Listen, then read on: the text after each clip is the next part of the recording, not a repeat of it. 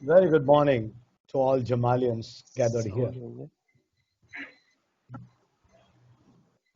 sound Jolly Jamalia, once it was called when I studied there, but now actually I believe Jamal is one of it has reached great heights, and now it is just Jamalia, which actually is a great academy, one of the best in the world. Now we are entering mathematics. I really and warmly, post my namaskar to the great personality Jahir Hussain, who is the HOD of mathematics. And I also salute all the mathematicians who have gathered here. Such a wonderful day today. It has been already underlined as a World Education Day. Education is possible without mathematics. And today our topic in the hand is very famous.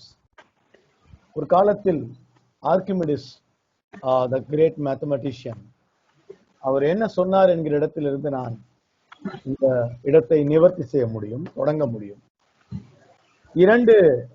I can give you two important quotes about mathematics before we enter into the history of mathematics. சாதாரண மனிதர்களை பற்றி உரையாடுவார்கள். Archimedes telling ordinary people talk about ordinary people, and the average people will talk about politics. சராசரி மனிதர்கள் அரசியல் பற்றி பேசுவார்கள். உயர்ந்த மனிதர்கள் பேசுவதெல்லாம் கணிதத்தை மட்டுமே என்று ஆர்கிமிடிஸ் கூறுகிறார். கொஞ்ச நேரத்துக்கு இப்போதிலிருந்து ஒரு 3/4 மணி நேரத்திற்கு அல்லது 1 மணி நேரத்துக்கு I want every one of you to be உயர்ந்த மனிதர்கள் to kindly discuss mathematics in our forum.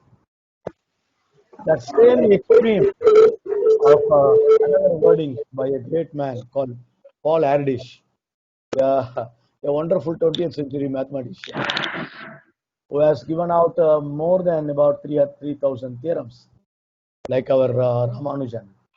What he says is a wonderful thing. A mathematician is a machine. You can turning coffee into theorems. Now it's coffee time, and actually we have gathered here for this great. Today, what I am going to do is simple. I am going to bring about books that changed the path of the world. All the books are on mathematics and in mathematics. The first book we are going to consider actually was written before Christ, about 345, and the title is Elements. From there we can start. Euclid is the author. We all know Euclid is the greatest mathematician ever.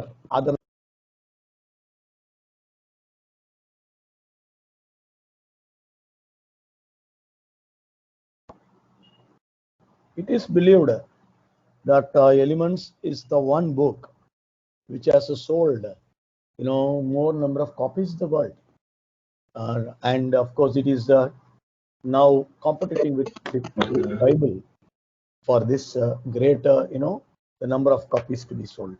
It's a very large book. It is available in the net. Also, you can go through it. It speaks wide and till his time, Euclid has gathered all the mathematical thought. அவருடைய காலம் வரை அவர் கணிதத்தில் நடந்த யாவற்றையும் தொகுத்திருக்கிறார். அந்த ஆரம்ப கால எண்கள் எப்படி தோன்றின, மேத்தமெட்டிக்கா என்கிற சொல்லினுடைய பொருள் என்ன, இதையெல்லாம் எலிமெண்ட்ஸ் புத்தகத்திலே நாம் பார்க்க முடியும். மேத்தமெட்டிக்கா என்கிற சொல்லுக்கு அவர் கொடுக்கின்ற பொருள் மிக எளிமையானது. அவர் கற்க முடிந்தது என்பதுதான் மேத்தமெட்டிக்கா என்பதன் பொருள் என்று கூறுகிறார். இந்த மேத்தமெட்டிக்கா என்கிற சொல்லை அறிமுகம் செய்தவர் பித்தாகரஸ் என்று யூக்ளிட் எழுதுகிறார். யூக்ளிட் ஒரு அலெக்சாண்ட்ரியாவில் அவர் 325 பிறந்து 265 இறந்து போனார். அவர் அலெக்சாண்ட்ரியாவில் ஒரு அகாடமியாவில் லெக்சரராக பணியாற்றி இருக்கிறார். He taught in that academy. Euclid இல்லை என்றால் நமக்கு பித்தாகரஸ் பற்றி எதுவுமே தெரிந்திருக்காது. யூக்ளிட் சொல்லுகின்ற இன்னொரு விஷயம், கூழாங்கற்களால் அவர்கள் எண்களை எப்படி வடிவமைத்தார்கள், எலும்புகளை கொண்டு எப்படி எண்ண கற்றுக்கொண்டார்கள் என்பது குறித்து எழுதுகிறார். ஆனால் recent study says how man has developed mathematics. That has happened in Brazil. A study recently happened in Brazil. I'm not saying number was found in Brazil. A study was actually recently study happened in Brazil. There, அந்த நாட்டினுடைய பழங்கால மலைஜாதியினரிடம் சென்று சில பொருட்களை வைத்துவிட்டு professor வூரோ என்பவர் அந்த குழு தலைவரிடம் எவ்வளவு இருக்கின்றன என்று கேட்ட பொழுது, கூலா அந்த குழு தலைவர் ஒரு அசிஸ்டண்டை கூப்பிடுகிறார். அவர் பெயர் எண்ணும் மனிதன். கிடைத்து இதில் எவ்வளவு இருக்கிறது என்று கேட்கிறார். அந்த எண்ணும் மனிதனுக்கு தன் விரல்களில் எவ்வளவு இருக்கிறதோ இப்படி சொல்ல தெரிகிறது. அந்த 5 விரலுக்கும் அவர்கள் வேறு பேர் வைத்திருக்கிறார்கள். 5 முடிந்ததும் அவர் அடுத்த 5ஐ எண்ணுகிறார். மொத்தம் எத்தனை 5 இருக்கிறது என்று சொல்லிவிடுகிறார். ஸோ ஒன் ஹேண்ட் கவுண்டிங் என்று சொல்லப்படுகிறது. அதுதான் நாம் பார்க்கிறோம். ஆனால் அந்த காலகட்டத்திலே யூக்ளிட் சொல்கின்றார், கூழாங்கற்கள் பயன்பட்டன என்று சொல்கின்றார். கூழாங்கற்களை அவர் நோம்பே என்று அழைத்ததால் நம்பர் என்கிற வார்த்தை வந்தது என்று குறிப்பிடுகின்றார். நோம்பரே என்று பொதுவாக அழைக்கப்பட்டிருக்கிறது என்பதை நாம் அறிகின்றோம். பித்தாகரஸ் பற்றி எழுதப்பட்டிருக்கிற பல விஷயங்கள் நமக்கு விந்தையாக இருக்கின்றன. இந்தியா உட்பட பல நாடுகளுக்கு பித்தாகரஸ் பயணம் செய்து தனக்கான கணிதத்தை அடைந்தார் என்று யூக்ளிட் குறிப்பிடுகிறார். முழு எண்களாலேயே இந்த உலகமானது என்று பித்தாகரஸ் நம்பினார். The whole world is made up of whole numbers. இதை பற்றி நீண்ட விவாதங்கள் செய்து ஒவ்வொரு எண்ணும் ஒரு கடவுள் என்று பித்தாகரஸ் அறிவிக்கிறார். பித்தாகரஸ் ஒரு அகாடமிஷியாவை உருவாக்குகிறார். அதற்கு பெயர் தான் பித்தாகரன்ஸ் அகாடமிஷியா என்று பெயர். பலரும் பொதுவாக அப்படித்தான் பெயர் வைத்திருக்கிறார்கள். இந்த அமைப்பில் இணைய வேண்டும் என்றால் உங்கள் சொத்தையெல்லாம் எழுதி கொடுத்து விட்டு உள்ளே போய்விட வேண்டும். நீங்கள் பித்தாகோரியனாகவே மாறிவிடுவீர்கள். ஒரு 1000 பித்தாகோரியன்ஸ் இருந்திருக்கிறார்கள். எல்லாருமே தங்கள் பெயரை பித்தாகரஸ் என்று முடியுமாறு மாற்றிக்கொண்டார். ஏனென்றால் அந்த காலகட்டத்தில் அந்த நாட்டை ஆண்டவன் மிகப்பெரிய ஒரு கொடுங்கோலனாக இருந்திருக்கிறான். இந்த மாதிரியான சிந்தனாவாதிகளை எல்லாம் சிறை வைப்பதோடு அவன் பல சித்திரவதைகள் செய்து அவர்களை கொலை செய்கின்ற ஒரு பெரிய ஒரு வரம்பு இருந்திருக்கிறது என்று புரிகிறது. அதிலிருந்து தப்புவதற்காக தன்னுடைய கண்டுபிடிப்புகளை அந்த அகாடமிஷியா ரகசியமாக பேணியது. பல விஷயங்களை அவர்கள் ரகசிய பிரமாணம் எடுத்துக்கொண்டு வெளியில் சொல்லாமல் பேணி இருக்கிறார்கள் என்பது தெரிய. இந்த மாதிரியான உரைகளின் பொழுது பொதுவாக நமக்கு பிபிடி தேவைப்படுவதில்லை. நீங்கள் உன்னிப்பாக உரையை கவனிக்க வேண்டும். பல கொட்டேஷன்ஸ் வந்து கொண்டே இருக்கும், பல அனெக்டாட்ஸ் வந்து கொண்டே இருக்கும். கணிதத்தின் கதை என்கிற ஒரு நூலை எழுதி தமிழக அரசினுடைய முதல் பரிசு பெற்ற ஆண்டிலிருந்து நான் கணிதத்தின் வரலாறை உரையாக கொடுத்து கொண்டிருக்கிறேன். நம்முடைய கல்லூரியில், நான் படித்த கல்லூரியில் இன்றைக்கு இந்த உரையை நிகழ்த்துவது எனக்கு மிகப்பெரிய மகிழ்ச்சியை கொடுக்கிறது. இப்படிப்பட்ட இந்த உரை நான் படித்த கல்லூரியில் இன்று கொடுப்பது என்பது என் வாழ்க்கையின் மிகப்பெரிய பேராக நான் கருதுகின்றேன். நமக்கு இரட்டையர்களாகவே கணிதம் அறியப்படுகின்ற ஒரு விஷயத்தையும் அறிமுகம் செய்ய விரும்புகின்றோம். தாலஸும் பித்தாகரஸும் அந்த காலத்தின் இரட்டையர்களாக இருந்தார்கள். இருவருக்கும் இடையே கடித போக்குவரத்து எல்லாம் கூட இருந்திருக்கிறது. கிட்டத்தட்ட 10,000 ஆண்டுகளுக்கு முன் தட்பவெப்ப மாறுதல் காரணமாக நைல், டிக்ரீஸ், யுப்ரேடஸ் நதிக்கரைகளில் நாகரிகங்கள் முளைத்து கற்காலத்தினுடைய வேட்டையாளர்கள் உணவு திரட்டுபவர்களாக மாறி அங்கே அவர்கள் விவசாயத்தை பார்க்க வேண்டிய ஒரு அவசியம் செட்டிலான பொழுது நாட்களை, மழை காலத்தை, அவர்கள் எவ்வளவு ஈட்டி இருக்கிறார்கள் என்கிற விரைபொருளை எல்லாம் எண்ணி வைக்க வேண்டிய நிலை வந்த பொழுது கணிதம் புகுந்து. இந்த கணிதம் குறித்து ஒவ்வொரு மதமும் ஒவ்வொரு மாதிரி பேசுகின்றது. ஆனால் யூக்ளிடு சொல்லுகின்ற வரலாறு இதுதான். 20 அடுக்கு தான் அப்போது இருந்தது என்று யூக்ளிடு குறிப்பிடுகிறார். அதற்கு இன்றைக்கும் சாட்சி இருக்கிறது. பிரான்ஸ்ல உங்களுக்கு 80 என்கிற எண்ணை குவார்டர் வின்டிஜ் என்று அழைக்கிறார்கள். குவார்டர் வின்கிட் என்றால் 4 20கள் என்று பொருள். அது எப்படி 20களின் 20 எண்ணிக்கொண்டு போகிறோம்? அது ஏன் இப்படி 20 எண்ண வேண்டும் என்று கேட்டால், ஆதி காலத்தினுடைய எண்ணும் மனிதர்கள் ஒரு கை விரல் எண்ணி முடித்து விட்டு அடுத்த கை விரலை எடுத்திருப்பார்கள். அப்புறம் ஒரு கால் முடித்து அடுத்த காலை எடுத்திருப்பார்கள். மொத்தம் 20 விரல் தானே இருக்கு. எனவே 20களோடு அவர்கள் சென்றிருக்கிறார்கள். கூழாங்கற்களை நம்முடைய ஆசிய தீபகற்பம் அபாக்கஸாக மாற்றிய அந்த வரலாறு பற்றியும் தனியாக யூக்ளிட் எழுதுகின்றார். எலிமெண்ட்ஸ் புத்தகம் கிமு 300 வெளிவந்தது. இப்போது தொகுத்தால் 13 புத்தகங்களாக அது இருக்கிறது.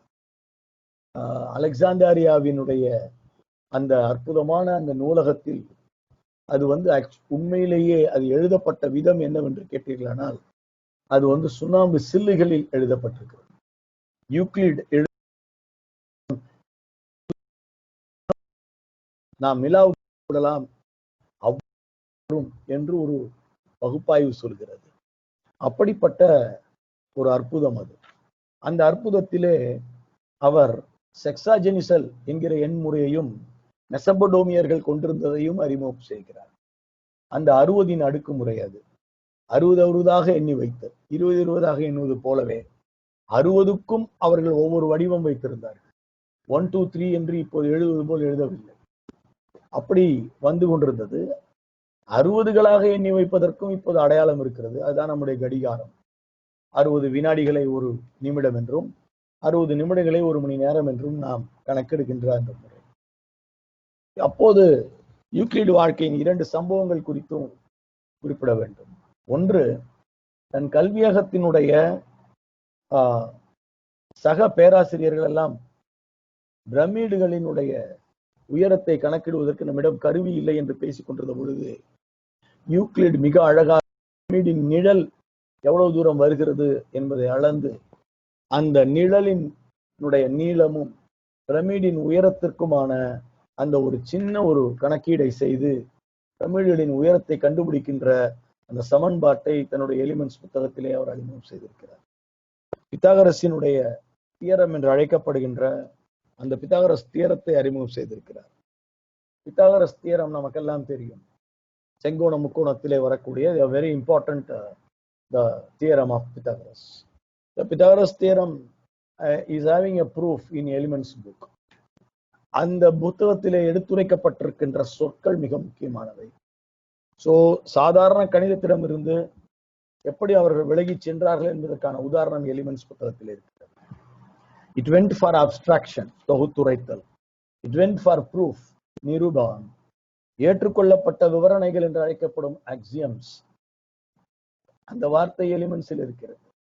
பாஸ்டுலேட்ஸ் என்று அழைக்கப்படும் கணிதத்திற்காக எடுத்தாளப்படும் விவரம் என்பது ஆக்சியமுக்கும் பாஸ்டுலேட்ஸுக்கும் என்ன வித்தியாசம் என்பதை எழுதுகின்றார்.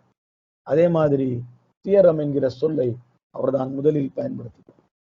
யூக்ளிடுக்கு பிறகு எப்படி ஆர்கிமிடிஸ் பை என்கின்ற ஒன்றை கையில் வைத்துக் கொண்டு பையோட வேல்யூ கண்டுபிடிப்பதற்கு தீவிரமாக பல ஆண்டுகளை கழித்தார் என்பது குறித்தும் எலிமெண்ட்ஸ் பேசுகிறார். அடுத்த புத்தகம் த மெத்தட் என்கிற புத்தகம். அது it came out 240 BC. Actually அதை கொண்டு வந்தவர் ஆர்கிமிடிஸ். ஆர்கிமிடிஸை பற்றி சொல்லாமல் கணிதத்தின் வரலாறு நிறைவு பெறார். Because Archimedes is a man who married mathematics and science. அதுவரையில் கணக்கு தனியாகத்தான் வாழ்ந்து கொண்டிருந்தது. மேத்தமெட்டிக்ஸை அறிவியலோடு அவர் திருமணம் செய்து வைத்து கண்டடைந்ததுதான் நாம் பார்க்கிற நெம்புகோல். அந்த சின்ன ஒரு விஷயம், ஏ எங்க இருக்கும், பி எங்க இருக்கும், நெம்புகோலினுடைய அந்த தத்துவத்தை அவர் புரிய வைக்கும் பொழுது ஒரு கணித தேற்றத்தினுடைய ஆய்வு நிரூபணம் தான் அது என்பதை உங்களால் நம்பவே முடியாது. There is a meeting, a great between maths and science. அதுல சாண்ட் ரெக்கானர் என்கிற ஒரு புத்தகத்தையும் ஆர்கிமிடிஸ் எழுதியிருக்கிறார். அலெக்சாண்ட்ரியாவில் பிறந்து அங்கே பிளாட்டோவின் கல்வியகத்திலே கல்வி கற்ற ஆர்கிமிடிஸ் தந்தைக்காக அவர் ஒரு அஸ்ட்ரானமராக இருந்தார். பிடியாஸ் என்பது அவருடைய பெயர். அதற்காக சைராகூஸ் நகரத்திற்கு வருகிறார். சைராகூஸ் நகர மன்னனுடைய ஒரு அஸ்ட்ரானமராக he is taking his that time Archimedes was a boy, but still slowly he became very famous because his mathematics was very strong. கணிதம் ஆர்கிமிடிஸை மிகப்பெரிய ஆளாக்கியது. எப்படி தாலஸ் பித்தாகரஸ் என்கிற ஒரு இதை பார்க்கிறோமோ, இங்கே அப்போலினஸ் ஆர்கிமிடிஸ் என்கிற ஒரு இதை பார்க்கிறோம். இங்க மூன்றாவதாக ஒரு நிழல் மனிதர் இருக்கிறார். அவர் பெயர் தான் எராஸ்டோஸ்தீனஸ். எராஸ்டோஸ்தீனஸ் அவரோடு இணைந்து படித்தவர் ஆர்கிமிடிஸ்.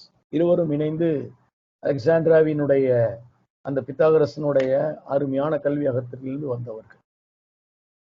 எது மேடியம் பாப்புலர் என்று சொன்னால், சைராக்கூஸ் நகரை ரோமானியர்கள் அடிக்கடி தாக்கினார்கள். அப்போது அந்த மன்னரை காப்பாற்றுவதற்காக ஒரு இளைஞராக இருந்த ஆர்கிமிடிஸ் இராணுவத்தில் சேராமல் புதிய கண்டுபிடிப்புகளை கொண்டு வருபவராக உருவாகிறார். அப்படி அவருடைய கண்டுபிடிப்புகளில் ஒன்றுதான் அந்த கடற்கரையில் வைத்து அவர் பேணிய ஹியூஜ் ராட்சச வடிவிலான லென்ஸ். அதுல எப்படி ஒளியை செலுத்தி அது எந்த மேத்தமெட்டிக்கல் கான்சியஸோடு அது குவியம் பெற்று அந்த குவியத்திலே இருக்கிற கப்பலை அது எரித்தது. So they were not able to enter into Syracuse. கடலிலேயே அவர்கள் வெந்து சாம்பல் ஆனார்கள். அது தவிர கெனான்ஸை பயன்படுத்துகிறார். கெனான்ஸை பயன்படுத்தி எப்படி அவர் உள்ளே நுழைய விடாமல் செய்தார் என்பதெல்லாம் வைத்து அவர் தலைக்கு விலை பேசப்பட்டார். அப்போது இருந்த ரோமானியர்கள் அவரை பிடித்து வந்தாலோ அவரை கொலை செய்தாலோ பணம் உண்டு அறிவித்தார். இது பிற்காலத்தில் அவரை எப்படி பாதித்தது என்பதை அப்புறம் சொல்லுகின்றேன். இந்த சாண்ட் ரெக்கானர் புத்தகம், இது ரொம்ப ரொம்ப முக்கியமான புத்தகங்களில் ஒன்று. அதுலதான் நெம்புகோல் மற்றும் இழுவை என்று அழைக்கப்படும் புள்ளி, இந்த ரெண்டு தத்துவங்களும் விளக்கப்பட்டிருக்கின்றன மேத்தமெட்டிக்கலாக. அதனாலதான் சயின்ஸ் எதை கண்டுபிடித்தாலும் அது கணித முறையில் நிரூபணம் கொடுக்க வேண்டும் என்கிற ஒரு ஒப்பந்தம் அந்த காலகட்டத்திலிருந்து வந்ததுதான். உங்களுக்கு தெரியும், ஆர்கிமிடிஸை பொறுத்தவரையில் எப்படி யுரேகா கண்டுபிடித்து விட்டேன் என்று கத்திக்கொண்டே தன்னுடைய குளித்துக் கொண்டிருந்த அறையிலிருந்து நிர்வாணமாக ஓடினார் என்பதற்கு ஒரு கதை இருக்கு. அப்படிப்பட்ட அந்த ஆர்கிமிடிஸ் சாண்ட் ரெக்கானர் என்கிற புத்தகத்தில் உலகத்தின் பெரிய எண்களை நோக்கி பயணிக்கிறான். மிகப்பெரிய கடினமான ஒரு அற்புதமான ஒரு புத்தகம் அது. மிராட் என்கிற ஒரு வார்த்தையை அவர்கள் பயன்படுத்துகிறார்கள். Myriad is nothing but 10,000. The myriad to the power of மிராட்டை நோக்கி அவன் சாண்ட் ரெக்கானர் புத்தகத்திலே சொல்கிறான். உங்கள் கடற்கரையில் இருக்கும் அந்த மணலை எல்லாம் எண்ணினால் எவ்வளவு இருக்கும், உங்களால் எண்ண முடியுமா என்பதுதான் சாண்ட் ரெக்கானருடைய பேஸ். அந்த என்கிற புத்தகத்தில் தான் உலகத்தில் எப்படி நாம் ஒரு காலத்தை அளக்க வேண்டும் என்பதற்கு இப்போது பயன்படுத்துகின்ற அந்த ஆர்கிமிடிஸ் கிளாக் என்று அழைக்கிறோமே, சின்னதா ஒரு இடைவெளி இருக்கும், மேல ஒரு வட்டமாகவும் கீழே வட்டமாகவும் 2 கப் கவுத்து வைத்திருப்பார்கள். இது வழியா மணல், அது வழியா வெளியேறுகின்ற அந்த அற்புதமான சாண்ட் கிளாக் என்பது ஆர்கிமிடிஸ் எப்படி கொண்டு வர வேண்டும் என்கிற துல்லியத்தோடு அதிலே குறிப்பிட்டிருக்கிறான். அப்படிப்பட்ட இந்த என்டையர் புக்கு அது எப்படின்னா, இந்த புத்தகம் முழுவதையும் தன் நண்பன் அப்போலினஸுக்கு ஒரு கடிதமாக அவர் எழுதி. அப்போலினஸ் கோனிக்ஸ் என்கிற ஒரு தனி கணக்கு முறையை கண்டுபிடித்தவன். ஒரு கோணை வைத்துக்கொண்டு 63 தியரம்ஸ் கொடுத்தவன் அப்போலினஸ். இருவரும் நண்பர்களாக இருக்கிறார்கள். இருவரும் ஒருவருக்கொருவர் புதிர்களை போட்டுக்கொண்டு பயங்கரமாக போராடுபவர்களாகவும் இருக்கிறார். ஆனால் அதே சமயத்தில் இந்த புத்தகம் முழுவதையும் அப்போலினஸுக்கு கடிதமாக அவர் எழுதுகின்றார். அடுத்த புத்தகம் தான் ரொம்ப அற்புதமானது, த மெத்தட் புத்தகம். த method is also came out the same year, almost 245 BC. அந்த இயர்ல அவர் கொண்டு வந்த அதுலதான் நாம இப்போது பள்ளி கணிதங்களிலே பார்த்து கொண்டிருக்கக்கூடிய தி என்டையர் தியரம்ஸ், அதாவது 2πr, πr², அப்புறம் இந்த மாதிரியான ஃபார்முலாஸ் வந்துட்டு இருக்கு. தன்னுடைய ஃபார்முலாக்களிலேயே தான் மிகவும் நேசித்த ஒரு ஃபார்முலாவா 4/3 πr³ என்பதை அவர் மிகவும் நேசித்தார். அதான் அந்த சிலிண்டருக்குள்ள ஸ்பியரை வைத்து வரக்கூடிய அதனுடைய வால்யூமை கண்டுபிடிக்கக்கூடிய பியூட்டிஃபுல் ஃபார்முலா. தன் கல்லறையில் அதை எழுதி வைக்க வேண்டும் என்று அந்த மெத்தட் புத்தகத்திலே அவர் குறிப்பிடுகிறார். இந்த மெத்தட் புத்தகம் எப்படி தொடங்கும் என்றால், ஆர்கிமிடிஸ் டு எராஸ்தோஸ்தீனஸ், கிரீட்டிங்ஸ் எராஸ்தோஸ்தீனஸ் என்று அந்த புத்தகம் தொடங்குகிறது. இணையத்திலே இருக்கிறது. உங்களுக்கு வேண்டுமானால் நீங்கள் கண்டிப்பாக எடுத்து வாசிக்க வேண்டும் என்று கேட்டுக்கொள்கிறேன். அப்படிப்பட்ட அந்த அற்புத மனிதனை ரோமானியர்கள் ஒரு வழியாக சைராக்கூஸ் நகரை பிடித்த பொழுது, அதிலே மெர்சுலஸ் என்கிற தன் சுயசரிதையில் சைராக்கூஸ் நகரை கைப்பற்றிய பொழுது அவனது வீரர்களில் ஒருவன் நேர போகிறான். தன்னுடைய அகாடமி வாசலில் மணலிலே வட்டமும் சதுரமும் வரைந்து ஆர்கிமிடிஸ் எதையோ யோசித்துக் கொண்டிருக்கிறார். நீ ஆர்க்கிமிடிஸா என்று கேட்கிறான். ஆமாம் என்கிறார் அவர். வா என்று அழைக்கிறார். எனக்கு இன்னும் கொஞ்சம் வேலை பாக்கி இருக்கிறது என்று சொல்கிறார். அந்த இடத்திலேயே அவரை அவன் கொலை செய்கிறான். அவ்வளவு வெறி அவனுக்கு இருந்திருக்கிறது. அவர் இறந்து போகிறார். ரோமாபுரிக்காரர்கள் சைராக்கூஸை இப்போது பிடித்ததே எதற்காக என்றால், ஆர்க்கிமிடிஸை பிடித்து வந்து இன்னும் நிறைய கண்டுபிடிப்புகள் நடத்த வேண்டும் என்பதற்காகத்தான் வரலாறு சொல்கின்றது. ஆனால் துரதிர்ஷ்டவசமாக ஒரு போர் வீரனுடைய உணர்ச்சிக்காக அங்கே அவர் கொலை செய்யப்பட்டார். ஏனென்றால் முன்னால் அவர் தலைக்கு விலை பேசப்பட்டதல்லவா, அது இன்னும் ஓயவில்லை என்று அவன் நினைத்துக் கொண்டிருக்கிறான். ஆனால் அவர் இறந்து 100 ஆண்டுகள் கழித்து சிசரோ என்கிற அந்த மனிதன் ரோமாபுரியிலிருந்து கிரேக்கத்தை நோக்கி புறப்பட்டு அங்கே ஆர்க்கிமிடிஸனுடைய கல்லறையை தேடி அலைகிறார். பிறகு கண்டுபிடித்து ஆர்க்கிமிடிஸனுடைய ஆசையாக குறிப்பிட்டிருந்த V=4/3 πr³ என்கிற அந்த வாசகத்தை அவருடைய கல்லறையிலே பொறித்து அங்கே ஒரு சிலிண்டர், அங்கே உள்ளே ஒரு ஸ்பியர் இரண்டையும் வரைந்து அவருக்கு ஒரு கௌரவத்தை ரோமானியர்கள் கொடுக்கிறார். அடுத்த புத்தகம் நாம் பார்க்க வேண்டிய புத்தகம் 210 கிபி வெளிவந்த புத்தகம், கிறிஸ்து பிறப்புக்கு பிறகு வெளிவந்த புத்தகம். அதுதான் அரித்மெட்டிகா என்கிற புத்தகம். டயோஃபாண்டஸ் என்கிற அந்த மனிதன் கொடுத்த புத்தகம். இந்த டயோஃபாண்டஸ் என்கிற மனிதனுக்கு இப்போ எப்படி நாம வந்து அப்போலினஸ் ஆர்க்கிமிடிஸ், தாலஸ் பித்தாகோரஸ் என்று பார்த்தோமோ, அது போல டயோஃபாண்டஸ் ஹிப்பாஷியா என்கிற ஒரு பெண்மணியை நாம் பார்க்கிறோம். இந்த அற்புதமான ஒரு கணித மேதை, ஒரு பெண்மணி, அழகாக டயோஃபாண்டஸ் என்கிற அந்த மனிதனை உலகிற்கே அறிமுகம் செய்த ஒரு பெண்மணியாக நாம் பார்க்கிறோம். அதாவது the fourth seeing mathematics என்று சொல்வார்கள். அதைத்தான் அதை எப்படி fourth seeing mathematics அப்படின்னா, இப்ப இப்படி இருக்கிறது, 10 நாள் கழித்து எப்படி இருக்கும். சப்போஸ் ஆண்டுக்கு 10 மரம் ஒருவர் நடுகிறார், அதுல 6 மரம் தான் பிறக்கிறது, 10 ஆண்டு கழித்து எத்தனை மரம் இருக்கும். அதான் fourth seeing. நம் நடப்பதை இருப்பதை அப்படியே பார்ப்பது ஒரு கணிதம், வருங்காலத்தில் எப்படி இருக்கும் என்று பார்ப்பது ஒரு கணிதம். இதை கண்டுபிடித்தவன் டயோஃபாண்டஸ். டயோஃபாண்டஸ்னுடைய இன்னொரு முக்கிய கண்டுபிடிப்பு லாஜிக்கை கொண்டு வந்து கணிதத்தோடு இணைத்த ஒரு அற்புதம். லாஜிக் கணிதத்தோடு தர்க்கம் என்கிற ஒன்று இணைக்கப்பட்ட பொழுதுதான் அந்த கணிதம் உயிர் பெறுகின்ற ஒரு நிதி ஆதாரத்தோடு தொடர்புடைய விஷயமாக, ஒரு எதிர்காலத்தை பற்றி திட்டமிடுகிற விஷயமாக மாறுது. டயோஃபாண்டஸினுடைய இந்த அரித்மெட்டிகா புத்தகத்திலே பின்ன எண்கள் பற்றியும் வகுபடு எண்கள் பற்றியும் பகா எண்களை பற்றியும் முதலில் குறிப்பிடுகிறார். இந்த பின்ன எண்களை எல்லாம் பார்த்து ஆர்க்கிமிடிஸ் மற்றும் பித்தாகரஸ் போன்றவர்கள் எல்லாம் பயந்து ஓடி இருக்கிறார்கள். ஆனால் டயோஃபாண்டஸ் அதிலே கரைத்து குடித்தவனாக இருக்கிறான். பயங்கரமான கணக்குகளை அவன் வெளியிடுகின்றான். இன்டெர்மினேட் அப்படின்னு சொல்றோம் நம்ம, இன்டிட்டர்மினேட் என்கிற வகை கணக்கு. அதாவது எதையுமே நம்ம இதுதான் என்று முடிவு தெரியாத கணக்கு. இப்படிப்பட்ட கணக்குகளை, புதிர்களை வெளியிடுவதிலே டயோஃபாண்டஸ் பயங்கரமான மனிதனாக இருக்கிறான். இவன் கொடுத்த பின்னம், வகுப்படு எண்கள், இவன் கொடுத்த பிரைம் நம்பர்ஸ், இவற்றை எல்லாம் வைத்துக்கொண்டு அடுத்த 500 வருடங்கள் உலகத்தை அவன் பிஸியாக வைத்திருந்தான். 500 வருடங்களுக்கு எதுவும் நடக்கவில்லை. ஒரு இருண்ட காலம் இருந்தது. அந்த இருண்ட காலத்தை வெற்றி அடைய வைப்பதற்குத்தான் மனிதர்கள், அந்த மனிதர்கள் எல்லாம் அரேபியாவில் இருந்து தோன்றினார். அறிமுகம் செய்யும் அடுத்த புத்தகம் தான் கிபி 525 வந்த அல் ஜாபர் அல் முகாபுலா என்கிற புத்தகம். அல்கோஸ்வாமி எழுதிய புத்தகம். அல்கோஸ்வாமி இந்த புத்தகத்தை எழுதுகின்ற பொழுது இந்தியாவில் தான் இருக்கிறார். பாபர் இங்கே வந்து நம்முடைய மண்ணிலே தன்னுடைய ஆதிக்கத்தை அழகாக செலுத்திய பொழுது, பாகிஸ்தானுடைய பாக்தாத், இன்றைக்கு இருக்கிற பாக்தாத்தை தலைமையாக கொண்டு ஆட்சி செய்த காலம் இந்தியாவினுடைய பொற்காலங்களில் ஒன்று என்று இன்றைக்கு சொல்கிறார். எதனால் அப்படி சொல்கிறார்கள் என்பதற்கு ஒரு முக்கிய காரணம் இருக்கு.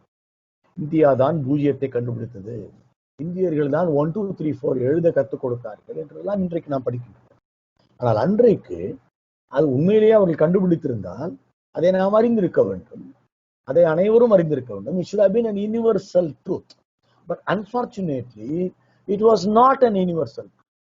They were finding it themselves in the language of Sanskrit, and only for those who are the upper stage of the caste, as we are now discussing in so many places. அவர்கள் மட்டுமே discuss பண்ணுகின்ற ஒரு விஷயமாக இருந்ததை அரபியர்கள் படையெடுத்து உள்ளே நுழைந்து அல்கோஸ்வாமி அழகாக அவர்களோடு கலந்து முழுமையாக அதை அறிந்து கொண்டு அதிலே தன்னறிவையும் கலந்து வெளி உலகுக்கு இப்படி ஒன்று இருக்கிறது என்பதை கொண்டு சென்ற பெருமை அரபியர். அதனாலதான் தி அரபிகன் நியூமரல்ஸ் என்றுதான் நாம் அதை சொல்கின்றோம், இந்தியன் நியூமரல்ஸ் என்று நாம் அதை சொல்வது. இந்த இடத்தை நாம் மிக நுணுக்கமாக பார்க்க வேண்டும். That's what I say. That is not only history of mathematics, it is also the history which is by mathematics.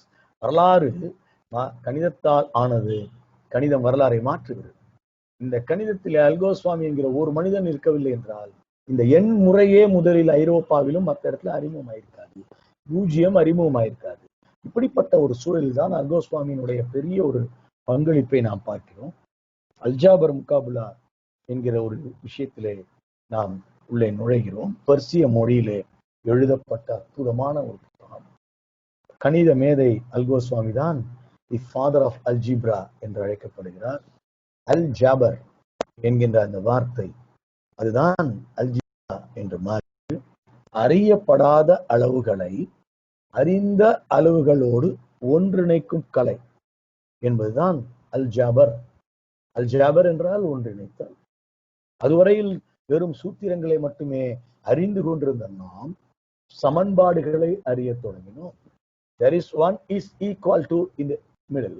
There is one side, another side. Both sides should be always equal.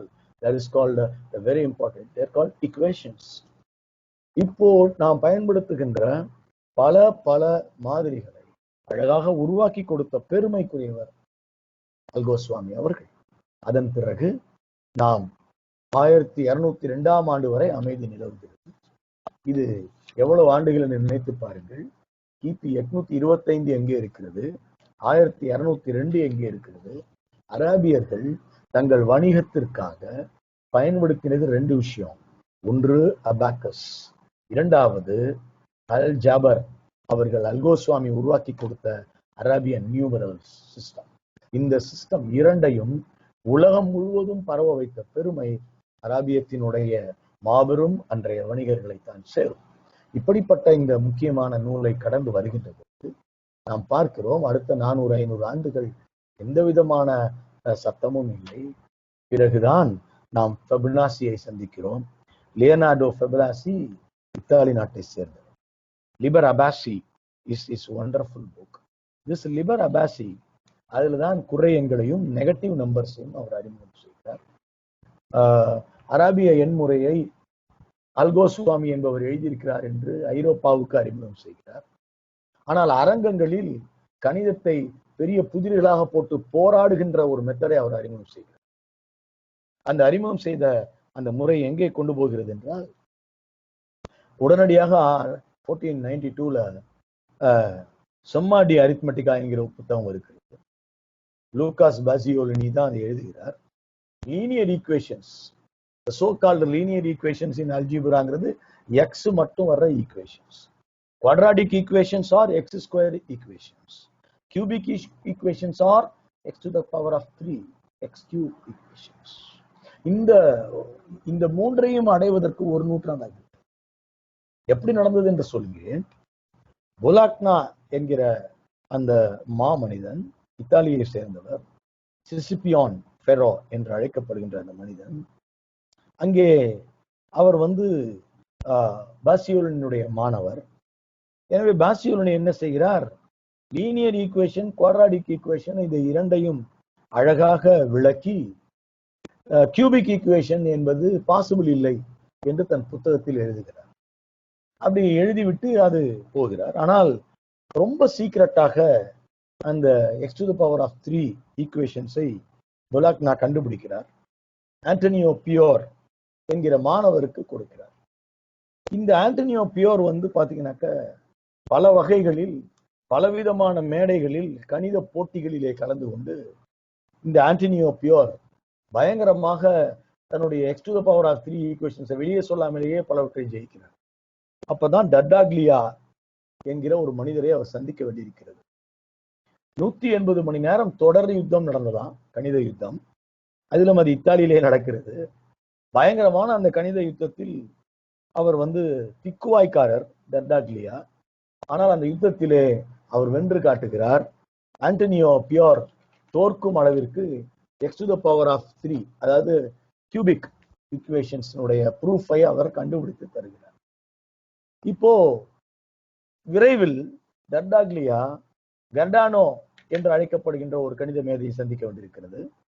இந்த Cardano பயங்கரமான ஆளு, மிக தந்திரசாலி, ஒரு பெரிய ஜோசியக்காரரா இருக்காரு. வட்டிகான்ல இருந்து பல பேர் ஜோதிடம் பார்க்க அவர்கிட்ட வராங்க. அப்படிப்பட்ட ஜோதிடக்காரனான கர்டானோ மாற்று வழிகளிலும் கணிதத்தை கைப்பற்றுபவர். டர்டாக்லியா கிட்ட திக்குவாய் மட்டுமே வீக் பாயிண்ட் இல்ல, அவருக்கு இன்னொரு வீக் பாயிண்ட் இருந்தது. புகழ்ச்சிக்கு பயங்கரமாக மயங்குவார். அப்படி அவரை சந்தித்து சந்தித்து கர்டானோ பயங்கரமான புகழ்ச்சிகளில் ஈடுபட்டு ஒரு நாள் இளிச்சவாய்த்தனமாக எக்ஸ் கியூப் ஃபார்முலாவினுடைய என்டையர் ப்ரூஃபை, குவாட்ராடிக் ஈக்குவேஷன் தாண்டி கியூபிக் ஈக்குவேஷனுடைய என்டையர் ப்ரூஃபை கொடுத்து விட்டார். அப்படியே பெற்றுக்கொண்ட கர்டானோ அந்த டர்டாக்லியா புத்தகம் எழுதுவதற்கு முன்னாலேயே ஆர்ஸ் மேக்னா என்ற தன்னுடைய புத்தகத்தை 1545 வெளியிட்டு விட்டார். இதனால் பயங்கர அதிர்ச்சி அடைந்த டர்டாக்லியா அந்த அதிர்ச்சியிலேயே தாங்க முடியாமல் இறந்து போகிறார். இதற்கு அந்த புத்தகம் மிக மிக அழகானது, ஆர்ஸ் மேக்னா புத்தகம். அதுலதான் ரூட் நம்பர்ஸ் பற்றி எல்லாம் முதலில் சொல்லப்படுகிறது. காம்ப்ளெக்ஸ் நம்பர்ஸ் என்று அழைக்கப்படும் சிக்கல் எண்களை பற்றி கர்டானோ ரொம்ப அழகாக அதிலே கொண்டு செல்கின்றார். இந்த காலகட்டத்தை நாம் தாண்டி வருகின்ற பொழுதுதான் நாம் மாமனிதர் டெஸ்கார்டஸை சந்திக்கிறோம். பிரான்ஸ் நாட்டை சேர்ந்த டெஸ்கார்டஸ் எழுதிய புத்தகம் தான் இன்னொரு the method, the discourse on the method of conducting reason என்பதோடு இணைத்து மேத்தமெட்டிக்ஸ்ல த மெத்தடை மட்டும் தனியாக அவர் அந்த புத்தகத்திலிருந்து எடுத்து வெளியிட்டார். இந்த discourse on the method of right reasoning philosophy book. அதுலதான் அவர் ஐ திங்க் சோ ஐ ஆம் என்கிற வாசகத்தை, தன்னுடைய பிரபல வாசகத்தை முன்வைத்தார். ஆனா த மெத்தட்ல முழுக்க முழுக்க அப்படியே போயிட்டே இருந்த அந்த ஒரு இடத்துல ஒரு ஃபுட் நோட் வருது 133ஆம் பக்கத்துல. அந்த ஃபுட் நோட்ல ஒரு புதிய கணிதம் கண்டுபிடிக்கப்பட்டது. அந்த ஃபுட் நோட் தான் நாம் இப்போது பார்த்து கொண்டிருக்கோம் அனலிட்டிக்கல் ஜியாமெட்ரி என்கிற அந்த ஃபுட் நோட். அந்த ஃபுட் நோட் அனலிட்டிக்கல் ஜியாமெட்ரி தான் வடிவ இயலை, ஜியாமெட்ரி தனியா இருந்துட்டு இருந்தது. அதான் வரைபட இயல், வடிவ என்று சொல்கிறோம். எண் தனியாக இருந்து கொண்டிருந்தது, நம்பர் தியரி, பேசிக் மேக்ஸ். இந்த இரண்டையும் இணைத்த பெருமை டெஸ்கார்டஸை சேரும். அவரை தெகார்த்தே என்று தமிழிலே சொல்வார்கள். Descartes is a real word that can be understood by everyone. Descartes only found out our graph sheet. The graph sheet which has entered into the school, அதுதான் அவர் கொண்டு வந்தது. அவர் என்னன்னு கேட்டீங்கன்னாக்கா, அவர் ஒரு படை வீரர். நெசாயு என்கின்ற அந்த தளபதியின் படையில அவர் இருந்தார். ஜெர்மனுக்கு எதிரான போராட்டத்தில் ஈடுபட்டார். அப்படி ஈடுபடும் போது ஓய்வு நேரத்துல மேக்ஸ் போட்டுனே இருப்பாரு. ஒன் ஃபைன் மார்னிங் என்ன ஆயிடுச்சு, எல்லாரும் நீங்க இங்கேயே இருங்கன்னு சொல்லிட்டு எல்லாருமே படை நோக்கி போயிட்டாங்க. அவர் மட்டும் டென்ட்ல இருக்காரு. அப்போதுதான் அவர் எண்ணி அந்த யோசனைகள் கண்டுபிடித்த ஒரு முக்கியமான ஒரு விஷயம் நமக்கு கிடைத்த கிராஃப் ஷீட். இந்த கிராஃப் ஷீட் இன்றைக்கு ஒரு மிக மிக அழகான ஒரு அம்சம். இந்த நம்பர் லைன் அவர் கொண்டு வந்ததுதான். நம்பர் லைன் என்பதை ஃபிபனாசியினுடைய நெகட்டிவ் நம்பர்ஸோடு இணைத்து நடுவுல 0, இந்த பக்கம் நெகட்டிவ், இந்த பக்கம் பாசிட்டிவ் என்கிற கான்சியஸை அவர் கொண்டு வருகிறார். அப்படி ஒரு கான்சியஸே உலகில் உருவான ஆண்டு 1646 என்பது. 1650ல குவீன் கிறிஸ்டினா என்ன பண்றாங்க, பிரான்சினுடைய குவீன் அவரை அழைத்து, நீங்க எனக்கு கணிதம் சொல்லித்தர வேண்டும் என்று உத்தரவிடுகிறார். இப்படியெல்லாம் கணித மேதையை உத்தரவிட முடியாது. ஆனால் ஒரு சின்ன பிரச்சனையில் அவர் மாட்டிக்கொள்கிறார். காலை 5 மணிக்கு தான் எனக்கு டைம் சரியா இருக்குன்றாங்க அந்த அம்மா கிளாஸ் எடுக்க. ஆனா டெஸ்கார்டஸினுடைய மெத்தடாலஜி மட்டுமல்ல, பல கணித மேதைகள் இதுல கூட நிறைய பேர் இருப்பீங்க. இந்த கணித மேதைகள் எல்லாருக்குமான மெத்தடே என்னன்னா, நைட்டு முழுக்க ஒர்க் பண்ணிட்டே இருப்பாங்க, 1:30-2 மணிக்கு படுத்து தூங்கிடுவாங்க, காலைல 10:30-11 மணிக்கு தான் எழுந்துப்பாங்க. கணக்கு உலகமே தனி. கணக்கு உலகத்துல பாத்தீங்கன்னா உறங்கும் நேரம் தனி, அது என்னங்கிறத டைமே கிடையாது. பல நேரங்கள்ல அவர்கள் உணவு இருந்த மாட்டாங்க. நான் நிறைய கணித மேதைகளோடு இணைந்து பழகி இருக்கிறேன், பார்த்திருக்கிறேன். அந்த ப்ரொஃபசர்ஸ் மனிதர்கள் எல்லாம் மோஸ்ட்லி பாத்தீங்கன்னாக்கா their timing is entirely different. அப்படிப்பட்ட ஒரு வாழ்க்கையை டெஸ்கார்டஸ் வாழ்ந்து கொண்டிருந்தார். காலைல 5 மணிக்கு டெய்லி போனாரு.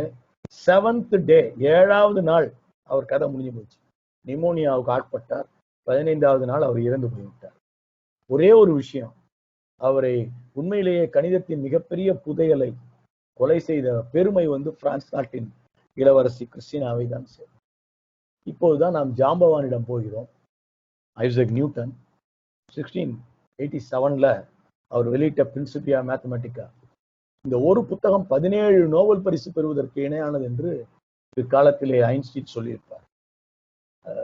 ரொம்ப கொடுமையான வாழ்க்கை. பிறக்கும் போதே தந்தை இழந்தார். தாய் மறுமணம் செய்து கொள்கிறார். அதனால அந்த மறுமணம் செய்து கொண்டு வந்த ஆளு பயங்கர முரண. எப்படியாவது நியூட்டனை கொலை செய்து விட வேண்டும் என்று சின்ன குழந்தையை முயற்சி செய்கிறார். அப்ப அந்த பாட்டியம்மா எடுத்துட்டு போய் தான் நியூட்டனை வளர்க்கிறார்கள். The life of Newton is very difficult more than his mathematics என்று சொல்வார்கள். அப்படி பெயர் பெற்றவர், வெரி பேத்தட்டிக். அப்போ ஹெட்மாஸ்டர் தான் ரூம்ல தங்க வச்சுட்டு அவரை படிக்க வச்சாரு. அந்த ஹெட்மாஸ்டரை அவரை இறுதி வரை மறக்கவில்லை. அற்புத மாமனிதர். ரெண்டு பேரையா பார்த்து கொண்டு வரும் பொழுது நியூட்டன் வந்தால் லீப்னிஸ் வந்து விடுவார். 2 பேருக்கும் கடுமையான போட்டிகள் நடந்துள்ளன, விவாதங்கள் நடந்துள்ளன. அதுக்கு பேரே தனியாகவே கால்குலஸ் வார் என்று இருக்கிறது. இந்த கால்குலஸை கண்டுபிடித்தது உண்மையில் யார் அப்படிங்கிற முழுமையான அந்த இதுக்குள்ள போகும்போது பார்த்தா, நியூட்டன் தன் நண்பர்களுக்கு எழுதிய கடிதத்தில் தன் கல்லூரி படித்துக் கொண்டிருக்கும் போதே கால்குலஸை அடைந்து விட்டார் என்று இப்போது நிரூபிக்கப்பட்டிருக்கிறது. ஐசக் நியூட்டன் தான் கால்குலஸை உருவாக்கியவர். என்ன ஒரு ஆச்சரியம் என்றால், இப்போது நம்முடைய காலத்திற்கும் நியூட்டன் கால்குலஸை கண்டுபிடித்த காலத்துக்கும் ஒரு ஒப்புமை இருக்கு. இப்ப நம்ம எல்லாம் வீட்டிலே உட்கார்ந்து கொண்டிருக்கிறோம். ஒரு பெரிய நோய் எங்கு பார்த்தாலும் கொண்டிருக்கிறது. இந்த நோய்க்கு பாதுகாப்பாக நமக்கு ஊரடங்கு போடப்பட்டிருக்கிறது. கல்லூரிகள் திறக்கப்படவில்லை. கல்வி நிலையங்கள் மூடப்பட்டுள்ளன. இதே மாதிரி ஒரு காலகட்டத்தை 1665-66 கேம்பிரிட்ஜ் பல்கலைக்கழகம் பிளேக் நோய்க்காக மூடியது. அப்படி இப்ப நம்ம என்ன பண்றோம்னா, காலேஜே இல்லை, அப்புறம் நம்ம ஆக்சுவலா என்ன சார்னு புக்கெல்லாம் தூக்கி போட்டு நம்ம மட்டும் நம்ம வேலையை பார்க்கறோம். அப்படி நியூட்டன் இருக்கவில்லை. மனிதர்கள் அப்படி இருப்பதில்லை என்பதையும் நான் தாழ்மையோடு சொல்லிக்கொள்ள விரும்புகிறேன். இது என்னுடைய கல்லூரி, இது என் குடும்பம். நான் தைரியமாக எதையும் பேசலாம் என்று நம்பி வந்திருக்கேன். We should not be like that. நம்முடைய வாழ்க்கையினுடைய கல்லூரியை விட அதிகமாக நாம் சுயமாக கற்றுக்கொள்ள முடியும் என்பதுதான் கணிதம். மேத்தமெட்டிக்ஸ் ஒரு ஸ்கூலு, அதுக்கு ஒரு சிலபஸ், அதுக்கு ஒரு அதெல்லாம் கடந்து போக வேண்டிய ஒரு விஷயம். அதனுடைய நிரூபணத்தை நம்ம நியூட்டன் இருந்தே பார்க்கலாம். நுண்கணிதத்தை அங்கேதான் கொண்டு வராரு. கால்குலஸ் என்று பெயரிட்டவரும் அவர்தான். கால்குல் என்றால் அவர்களுடைய லத்தீன் மொழியில கூழாங்கல்லை குறிக்கும். ஒரு காலத்தில் கூழாங்கல்லை எண்ணி வைத்திருந்த அந்த மனிதர்களை கௌரவிப்பதற்காக இதே கால்குல் என்கிற வார்த்தையோடு அவர் கால்குலஸ்குள்ளே நுழைகிறார். நியூட்டன் வரும் வரை பிளஸ் மைனஸ் இன்டூ, அதாவது மல்டிபிளிகேஷன் டிவிஷன் 4 தான் இருந்தது. நியூட்டன் வந்த பிறகு இன்டகிரேஷன், டிஃபரன்சியேஷன் என்கின்ற வகை காணுதலும் தொகை காணுதலும் கணிதத்திலே இணைந்து கொண்டன. என்ன டிஃபரன்ஸ்? நியூட்டன் நகரும் பொருட்களை பற்றிய கணக்குகளை போட்டார். நிற்கும் பொருட்களை பற்றி அவன் கவலைப்படவில்லை. It is the mathematics of moving bodies. The Principia arranged. எப்படி பிரின்சிபியா வெளிவந்தது என்றால், 1600 நம்மளுடைய ஹாலி அவர்கள் அவனை சந்திக்கிறார். வால் நட்சத்திரம் புகழ் ஹாலி, சயின்டிஸ்ட், மேத்தமெட்டிஷியன். அப்போ 2 பேரும் மீட் பண்றாங்க. ஒரு இடத்துல உட்காந்துட்டு நியூட்டன் 2 பேரும் டீ சாப்பிட்றாங்க. நியூட்டனிடம் ஹாலி, இப்போ என்ன சயின்ஸ்ல பெரிய பிரச்சனை தெரியுங்களா? நம்முடைய பூமி சூரியனை சுற்றி வரும் பாதை சர்க்கிளா அல்லது என்னங்கிறது தான் பிரச்சனை என்று சொல்கிறார். நியூட்டன் உடனே எந்த விதமான யோசனையும் செய்யாமல், அது எக்லிப்ஸ் அல்லவா என்று சொல்கிறார். எப்படி தெரியும் என்று கேட்கிறார். ஐ கால்குலேட்டட் என்று நியூட்டன் சொல்கிறார். அசந்து போனார். இருவருமாக ஓடுகிறார்கள். நியூட்டனுடைய ரூமுக்கு போய் தேடுறாங்க, ப்ரூஃபை காணும். என்ன தேடுறீங்க என்று நியூட்டன் கேட்டார். இல்ல தேடிட்டே இருக்கான், 1/2 மணி நேரமா தேடுறோமே, இன்னும் கிடைக்கலையே. ஏன் என்ன இப்போ, அதனால உட்காருங்க என்று சொல்லிவிட்டு, இந்த புவி சூரியனை சுற்றி வரும் பாதை ஒரு எக்லிப்ஸ், ஒரு எலிப்ஸ் என்பதை நிரூபிப்பதற்காக, ஒரு நீள்வட்ட பாதை என்பதை நிரூபிப்பதற்கு ப்ரூஃபை 1/2 அன் ஹவர்ல எழுதி ஆலி கையிலேயே கொடுத்து விட்டார். பின் ஏன் இதை உலகிற்கு சொல்லவில்லை என்று கேட்டார்.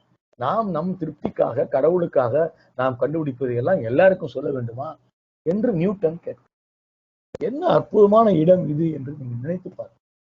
ஹாலி உடனே ராயல் சொசைட்டியை கூட்டுகிறார், அனைவரையும் இணைக்கிறார். Royal society is coming out to publish a book written by Newton, Isaac Newton. அப்படித்தான் பிரின்சிபியாவை எழுதினார். கணிதத்தினுடைய சுரங்கம் என்று அழைக்கப்படுகின்ற பிரின்சிபியா மேத்தமெட்டிக்கா அப்படித்தான் ராயல் சொசைட்டியால் வெளியிடப்பட்டது. அடுத்து நாம் சந்திப்பவர் லாப்லஸ். லாப்லஸ் நம்ம சந்திக்கிறதே எதுக்குன்னு உங்க எல்லாருக்குமே தெரியும். த லா ஆஃப் சான்சஸ், ப்ராபபிலிட்டி. இந்த ப்ராபபிலிட்டி என்னும் நிகழ்தகவை கொடுத்த அந்த மனிதன் லாப்லஸ் பிரான்ஸை சேர்ந்தவர். ஒரு ரயில் பயணம் செய்கிறார். அந்த கதை உங்களுக்கு தெரிஞ்சிருக்கும்னு நினைக்கிறேன். 1651 ஒரு நீண்ட ரயில் பயணம், 7 நாட்களுக்கு ட்ரெயின்ல போகணுமா. அப்படிப்பட்ட அந்த பயணத்தின் போது ஒரே ஒரு டைஸ் மட்டும் வச்சிருந்தார். அந்த டைஸ், அவர் ரயில் பயணம் செய்த போது அவரோடு பயணம் செய்தவர் பாஸ்கல். இருவருமாக இணைந்து அந்த டைஸ் சம்பந்தமா பேசிக் கொண்டிருந்த பொழுது திடீரென்று லாப்லஸ் பேசுவதை நிறுத்திவிட்டார். 2 நாட்கள் பிறகு லாப்லஸ் சொன்னார், ஐ ஹாவ் அன் ஐடியா என்று சொன்னார். என்ன ஐடியா என்று கேட்டார். அப்படிப்பட்ட அந்த ஐடியாவை அப்படியே உட்கார்ந்து எழுதினார். அதுதான் நிகழ்தகவு என்கிற ஒரு விஷயமாக நமக்கு கிடைத்திருக்கிறது. கார்ல் ஃபிரெட்ரிக் காஸ்டினுடைய 1799 அவர் எழுதப்பட்ட அரித்மெட்டிகா புத்தகத்தையும் நாம் மறந்துவிடக்கூடாது. காட்டிஞ்சன் அப்சர்வேட்டரியில வேலை பார்த்து கொண்டு டொபாலஜியையும் இன்றைக்கு நாம் இருக்கும் சர்வே மெத்தடையும் நார்மல் டிஸ்ட்ரிபியூஷனையும் வழங்கியவர் கார்ல் ஃபிரெட்ரிக் காஸ். அதே மாதிரி தான் நாம் திரும்ப பாஸ்கலிடம் போய் திரும்பி பார்க்கிற பொழுது நமக்கு டிமியரும் ஃபெர்மட்டும் கிடைக்கிறார்கள். ஸ்டாட்டிஸ்டிக்ஸ் என்கிற ஒரு கணக்கு கிடைக்கிறது. இந்த இடத்திலே நான் 2 பேரை குறிப்பிட விரும்புகிறேன். 1928 கொண்டு வந்த மினிமேக்ஸ் தியரம், அதே மாதிரி ஜான் நாஷ் கொண்டு வந்த த கேம் தியரி. இந்த 2 மிக முக்கியமான ஒரு விஷயத்தை செய்கின்றன. என்னவென்றால், அதுவரையிலான கணிதம் என்பது பேப்பர் ஸ்கூல்ல நடந்த போராட்டம், அதிலிருந்து அதை வெளியில் எடுக்கிறார். நியூமன் அழகாக சிந்திக்கிறார். நியூயார்க்கிலே ஒரு இடத்திலே பட்டாம்பூச்சி சிறகை தட்டுகிறது என்றால் அந்த காற்று அப்படியே அசைந்து சென்று அந்த மேகங்களை கிடைத்து செல்லும் காற்றாக மாறி வேற எங்கேயாவது மழை பெய்யுமா என்று கேட்கிறார். That's the probability. That's called chaos theory. அந்த பட்டர்ஃப்ளை எஃபெக்ட் தியரி, அந்த கான்செப்டுக்குள் நுழைந்து கொண்டு மினிமேக்ஸ் தியரம் வேலை செய்கிறது. சம்ஹவ் வாழ்க்கையின் அடித்தளத்தை சின்ன சின்ன விஷயங்களோடு இணைப்பதாக கணிதத்தை, அது காகிதத்தை விட்டு வெளியில் கொண்டு வரும். ஜான் நேஷ் எடுத்துக்கங்க, பாதி தியரம் எழுதிட்டு இருக்காரு லைப்ரரி போர்டுல. அப்போ அவருக்கு வயசு உங்களுக்கு 24. அன்னைக்கு திடீர்னு வெளியே போறாரு, முழு பைத்தியம் ஆகிறார். ஸ்கிசோஃப்ரெனியா அவரை ஆட்கொண்டது. நம்ம ஊர்ல இருப்பான்ல, சட்டையெல்லாம் கீழ்ச்சி விட்டுக்கிட்டு ரோட்ல உட்காந்துருப்பான். எதுக்கு உட்காந்துருக்கோன்னே தெரியாது உட்காந்துருப்பான். தாடியெல்லாம் முளைச்சிருக்கோம், எல்லாம் முளைச்சிருக்கோம், சேரா இருப்பான், அப்படியே உட்காந்தே இருப்பான். அவனை கூட்டிட்டு போய் எல்லாம் பண்ணுவாங்க, ஒன்னும் யூஸ் கிடையாது. அப்படிதான் அவர் இருந்தார். ஆனா அந்த பல்கலைக்கழகத்தை சுற்றி சுற்றி வந்தார். ஒரே விஷயம் என்ன, அந்த சான் பிரான்சிஸ்கோ அந்த பல்கலைக்கழகத்திலே செய்தார்கள் என்றால், அந்த பல்கலைக்கழகத்தில் அவரை பொறுத்தவரை அவங்க டிஸ்டர்பே பண்றாங்க. போகும்போது வரும்போதெல்லாம் அவரை பார்த்து ஒரு வணக்கம் வைப்பாங்க. அவருடைய அந்த பியூட்டிஃபுல் மைண்ட் படமாக வந்திருக்கிறது. அதை பார்க்க வேண்டும் என்று உங்களை கேட்டுக்கொள்கிறேன். ஒன் ஃபைன் மார்னிங் அவருக்கு திரும்ப நினைவு வந்துடும். உடனே நேரம் அதே லைப்ரரிக்கு போவாரு. அவருடைய மாணவர்களும் அவருடன் இருந்தவர்களும் அந்த ஃபார்முலாவை அழிக்காம வச்சிருப்பாங்க. ரொம்ப அற்புதம். அதுதான் 7 ஆண்டுகள் கழித்து போய் மீதி ஃபார்முலாவை எழுதுவார். அப்படி நமக்கு கிடைச்சதுதான் அதுல கேம் தியரி என்கிற கான்செப்ட். அதற்காக 1984 ஜான் நேஷுக்கு எக்கனாமிக்ஸ்க்கான நோபல் பரிசு கிடைத்தது என்பதை நினைத்து பாருங்கள். இந்த வரலாறு எவ்வளவு அற்புதமானது என்பது உங்களுக்கு. அதே மாதிரி தான் ரெய்மனுடைய பைனரி நம்பர் சிஸ்டம், அதனால வரக்கூடிய அல்காரிதம் என்கிற அந்த வார்த்தை, அல்காரிதம் என்று சொல்லி பார்க்கும் பொழுதே நமக்கு அற்புதமாக இருக்கிறது. தி பேசிஸ் ஆஃப் ஜியோமெட்ரியை பிச்சு பிச்சு போட்ட தி ஹைபோதசிஸ் என்கிற புத்தகம் அது. பிறகு நம் ஜாமவாழினம் வருகிறோம். அவர்தான் சீனிவாச ராமானுஜன். த நோட் புக்ஸ் ஆஃப் ராமானுஜனை எடுத்து நீங்க புரட்டி பாருங்க. மெட்ராஸ்ல இருக்கக்கூடிய யூனிவர்சிட்டியில வச்சிருக்காங்க. அந்த பையன் என்று தான் எப்பவும் ராமானுஜர் சொல்லுவேன். ஏன்னா பையனா இருக்கும் போதே அவர் போயிட்டாரு. அந்த பையன் ஈரோட்ல அவங்க அம்மா ஒரு மெஸ் வச்சிருக்காங்க. அந்த மெஸ்ஸுக்கு மத்தியான சாப்பாட்டுக்கு நம்ம ஜமாலுக்கு பக்கத்துல எப்படி நம்ம சாப்பிட போவோமோ அது மாதிரி பல மாணவர்கள் சாப்பிட வராங்க. அவங்க ஹோம்ஒர்க் எல்லாம் இவர் போட்டு கொடுக்குறாரு. சின்ன பையன், அங்க அவர் தண்ணி டம்ளர் வைக்க வேண்டிய பையன். அதிலிருந்து வளர்ந்து ஹார்டியால் கண்டுபிடிக்கப்பட்டு 2 ஜோடியா பார்த்துட்டே வந்தோமே. இப்ப ராமானுஜன் ஹார்டி. கேம்பிரிட்ஜுக்கு போறாரு. அங்கே அற்புதமாக பல அற்புதங்களை நிகழ்த்துகிறார். அதுல ஒண்ணுதான் அந்த பார்ட்டிஷான் தியரி. 18 பேப்பர்ஸ் இருக்கு பார்ட்டிஷான் தியரியில. And mock theta function. இந்த 2 கான்சியஸையும் கொண்டு வந்த பெருமை நம்முடைய மரியாதைக்குரிய ராமானுஜன் அவர்களை செய்யும். சீனிவாச ராமானுஜன் இல்லாமல் கணித வரலாறு. இப்பதான் நம்ம ஆலன் டர்னிங் கிட்ட போறோம். ஒரு பெரிய டர்னிங் பாயிண்ட் இப்ப நம்மளுடைய இதுக்குள்ள வருது. இது வரைக்கும் நம்ம கணிதம் கணிதம் கணிதம் கணிதம்னு பார்த்தோமே, அதனுடைய டீகோடிங் எப்படி பார்க்கணும்? டீகோடிங் என்ற வார்த்தை எப்படி வந்தது? அந்த டீகோடிங் என்ற வார்த்தையை கொடுத்த பெருமைக்குரியவர் தான் ஆலன் டரிங். ஆலன் டரிங் தான் கம்ப்யூட்டபிள் நம்பர்ஸ் பற்றி பேசியவர். 60களிலே வசித்தவர். திங்கிங் மெஷின்ஸ் என்று அழைக்கப்படும் ஒரு விஷயத்தை, என்ஜினியரிங்கையும் கணிதத்தையும் கல்யாணம் பண்ண வைத்தவர். ஆர்டிபிஷியல் இன்டெலிஜென்ஸ் என்கிற விஷயத்துக்குள் நாம் தான் கணக்கு போட்டுக் கொண்டிருக்க வேண்டுமா? கணக்கை நமக்காக போட்டுக் கொடுக்க ஒரு கருவி இருக்கக்கூடாதா என்று சிந்தித்தவர் ஆலன் டரிங். இன்னைக்கு நீங்க ஒரு கம்ப்யூட்டருக்குள்ள நுழைஞ்சீங்களா, are you a robot if not to prove it என்று அது கேட்கிறது. அந்த வார்த்தைக்கு சொந்தக்காரன் ஆலன் டரிங். சார்லஸ் பேபேஜ் கணித முறைப்படி கம்ப்யூட்டரை வச்சிருந்தாரு. ஆனால் அதை அந்த எனிக்மா என்று டரிங் 2வது உலக யுத்தத்தின் போது டீகோடிங் மேத்தமெட்டிக்ஸ்க்காக உருவாக்கி கொடுக்கிறார். நேஷனல் பிசிக்கல் லேபரட்டரியிலே அது உருவாகிறது. Automatic decoding machine. அது எதற்கு தேவைப்பட்டது என்றால், ஒரு நாடு இன்னொரு நாட்டின் மீது படையெடுக்கிறது, உலக போர் நடந்து கொண்டிருக்கிறது. இவர்கள் எல்லாம் கணக்கை பயன்படுத்தி சிமிக்கை முறையில் தன்னுடைய தகவல்களை கொடுத்து கொண்டே இருக்கிறார்கள். அந்த தகவல்களை உடைப்பதற்கு ஆலன் டரிங் இறங்குகிறார். கடைசி வரை திருமணம் செய்து கொள்ளாத மேதையாக வாழ்ந்தவர். இந்த டரிங் மிஷின் தான் ஃபர்ஸ்ட் ஸ்டெப். அதனுடைய 2வது ஸ்டெப் என்னன்னு சொல்றேன். இப்ப நம்ம மேக்ஸினுடைய அடுத்த நிலைப்பாட்டுக்கு போயிடுவோம். அந்த செகண்ட் ஸ்டெப் எடுத்தவர் தான் டிம் பெர்னர்ஸ் லீ. டிம் பெர்னர்ஸ் லீ 1955 பிரிட்டனில் பிறந்தவர். டிம்பல் என்று அழைக்கப்படுபவர். குவீன்ஸ் காலேஜ்ல ஆக்ஸ்போர்ட்ல அவர் படிக்கிறாரு. Maths degree. எம்எஸ்சி மேக்ஸ் முடிச்சுட்டு என்ன பண்றதுன்னு தெரியல. சர்ன்ல ஒரு வேலை கிடைக்குது. CERN சர்ன், பிரான்ஸுக்கு பக்கத்துல இருக்கக்கூடிய ஒரு பெரிய ஆய்வகம். அங்க வேலை கிடைச்சி அவர் போய் 1989 மார்ச் 12 ஜாயின் பண்றாரு. அவர் கொடுத்த வேலை என்னன்னா, கிட்டத்தட்ட உலகம் எங்கிலும் இருக்கிற ஒரு 15,000 சயின்டிஸ்டுங்க ஒன்றிணைந்தது தான் அந்த சர்ன்.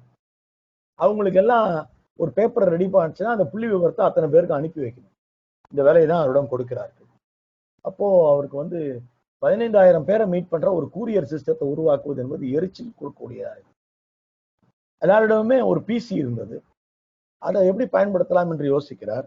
அப்பதான் calculus, algebra, linear algebra, statistics, அப்புறம் டர்னிங் கொடுத்த டீகோடிங், அல்காரிதம், இந்த 6ஐயும் இணைக்கிறார். இணைத்து மேத்தமெட்டிக்ஸ் வேலை செய்கிறது.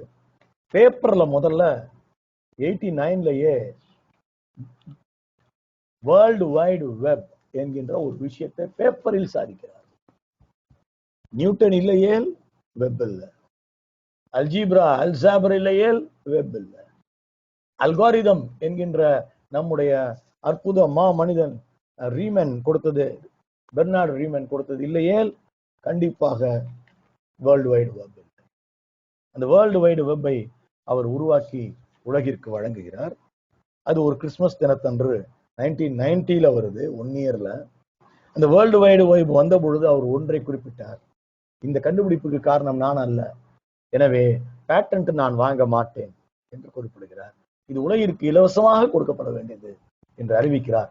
ஒரு கணிதவியலாளனுக்குத்தான் இப்படி உலகிற்கு தான் கொடுக்க வேண்டும் என்கிற ஒரு கொடையாக கொடுக்க வேண்டும் என்கிற ஒரு மனம் வரும். அப்படிப்பட்ட மனம் அந்த மனிதர் டிம் பெர்னர்-லீக்கு இருந்ததால் தான் இன்று நாம் இன்டர்நெட்டிலே ஒன்றிணைந்திருக்கிறோம். This is mathematics, my dear students. That is how the history of mathematics and the mathematics in history works. Larry Page, Sergey Brin ஆகிய 2 பேரை நாம் இப்போது சந்திக்கிறோம். 2 பேருமே மேத்தமெட்டிஷியன்ஸ். இன்ஜினியரிங் மேத்தமெட்டிக்ஸ்ல கில்லாடிகளா இருக்காங்க. ஒரு காலகட்டத்தில் ஸ்டான்ஃபோர்ட் பல்கலைக்கழகத்தில் PhD பண்றதுக்கு இருவரும் இணைகிறார்கள். ஒருத்தர் செர்ஜி பிரின் ரஷ்யால இருந்து வந்தவர், லாரி பேஜ் அமெரிக்காக்காரர். ஆனா அவர் பிறந்ததெல்லாம் பனாமா. 2 பேருமே இம்மைகிரண்ட்ஸ். அங்கே அவங்க இருக்கும் பொழுது அப்போ அவங்க ஒரு வேலை செய்யறாங்க. என்ன அப்படின்னா, கணிதத்துக்குள் பூந்து கொண்டு இந்த அல்காரிதத்தை வேற எப்படியெல்லாம் பயன்படுத்த முடியும் என்று பார்க்கிற போது பேஜ் ரேங்க் அல்காரிதம் என்கிற ஒரு கணிதத்தை அவர்கள் கண்டுபிடிக்கிறார். இந்த பேஜ் ரேங்க் அல்காரிதம் கண்டுபிடித்த பொழுது ஒரு இடத்திலே தான் சொல்லுவதை சர்ச்சிங் மிஷினாக செய்ய முடிவதற்கு அந்த இன்டெலிஜென்ஸ், ஆர்டிபிஷியல் இன்டெலிஜென்ஸ்க்கு பொருத்தி பார்த்த பொழுது அந்த கணிதம் வேலை செய்தது. அதுதான் இன்றைக்கு நாம் பயன்படுத்தும் கூகுள். இந்த கூகுள் சர்ச் இன்றைக்கு வேர்ல்டு நாலேஜ் டேல கூகுளுக்கு தான் நம்ம அவார்ட் கொடுக்கணும். என்றால் உலகம் முழுவதும் கல்வியை கொண்டு செல்வதில் கூகுளுக்கு பெரிய பங்கு. இந்த page rank algorithm navigation mathematics, analytical geometry, statistics, probability, logics இவற்றையெல்லாம் ஒன்றிணைத்த ஒரு சிஸ்டம். நீங்க நெட்ல போய் ஹவு கூகுள் ஒர்க்ஸ் கொடுத்து பாருங்க, வெறும் மேக்ஸ் தான் வந்துகிட்டே இருக்கு. இந்த மேத்தமெட்டிக்ஸை அடைஞ்சு பிஹெச்டி வாங்குறது தான் அவங்களோட திட்டம். அன்பார்ச்சுனேட்லி அதுக்கு முன்னாடியே கூகுள் ஏற்படுத்திட்டாங்க. உங்களுக்கு தெரியுமில்ல, கோகோல் என்கிற உலகத்தின் மிகப்பெரிய நம்பர், அந்த அந்த நம்பரை வச்சுதான் அவங்க கூகுள்ல பேர் வச்சிருக்காங்க. It is entirely mathematics. அவங்களால பிஹெச்டியே முடிக்க முடியல, அதுக்குள்ள கூகுள் ஒரு பெரிய நிறுவனம் ஆகிவிட்டது. they have become billionaires, still they have not completed their PhD. அதுக்கப்புறம் தான் நம்ம ஜிம்மி வேல்ஸ் கிட்ட போகிறோம். இதே மேத்தமெட்டிக்ஸை அவர் கையில் எடுக்கிறார். ஜிம்மி வேல்ஸோட அம்மா ஒரு மேக்ஸ் டீச்சர், அப்பா மளிகை கடை வச்சிருந்தாரு. என்னன்னாக்கா 9ஆம் கிளாஸ் படிக்கும் போது ஸ்கூல்ல போய் அவர் மேக்ஸ் எல்லாம் போடுறத ரொம்ப கில்லாடியாக இருக்கிறார். Gets only centums.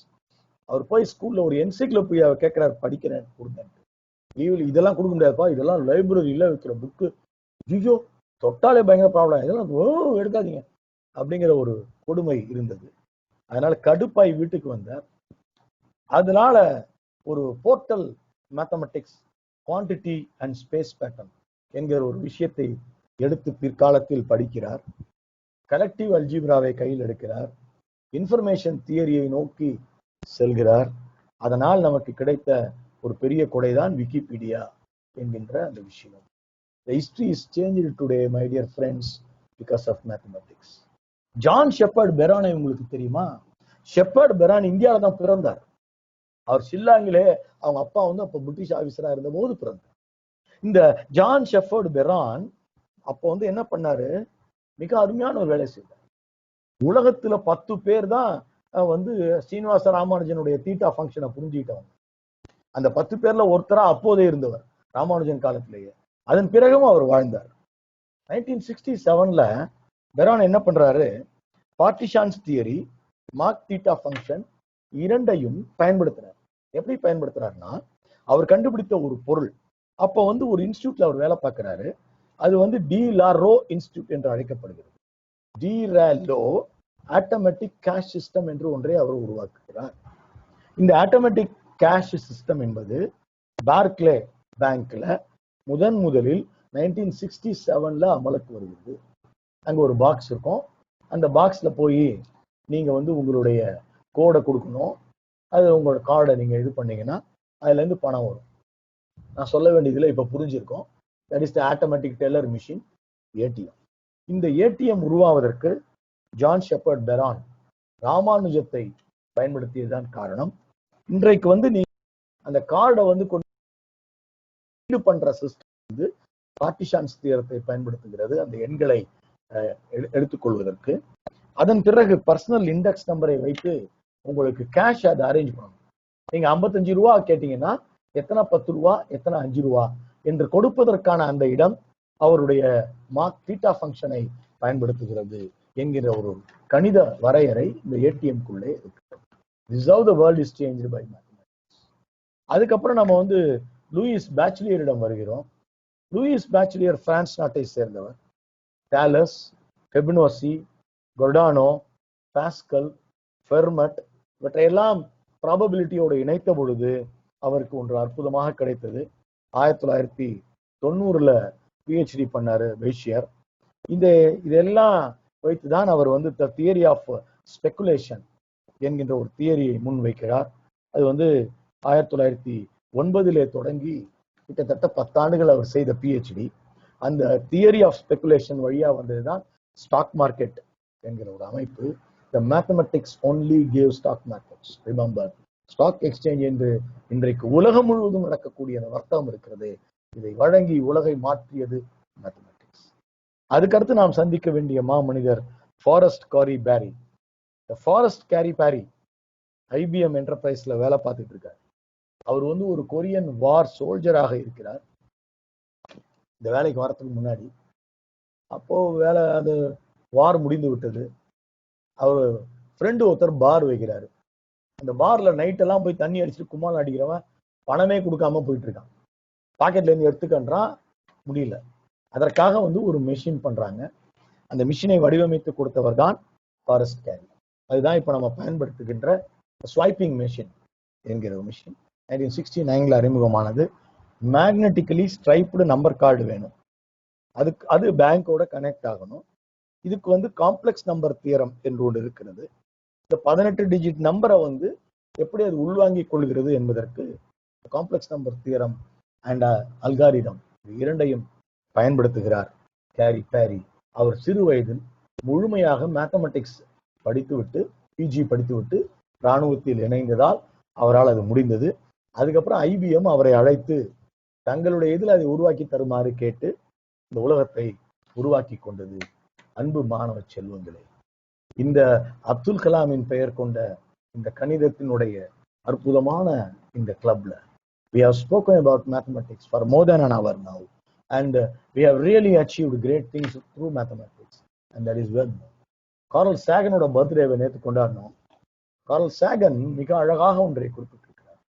Curl Sagan said, today is World Science Day, today is World Education Day. On this day, sharing Carl Sagan is also a wonderful thing.